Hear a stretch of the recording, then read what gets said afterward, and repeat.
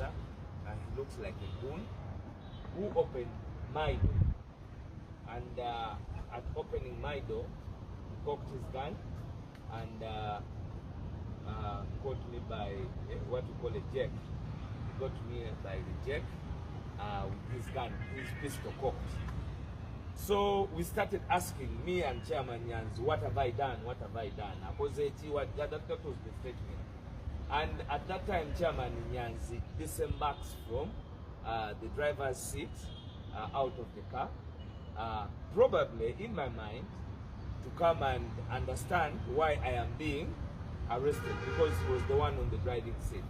Now, when he disembarks from the vehicle, this gentleman thinks of leaving me and going for Chairman Nyanzi. Remember, the gun is cocked, and I'm still seated. One leg is out. I'm still seated in the car personally. So when he turns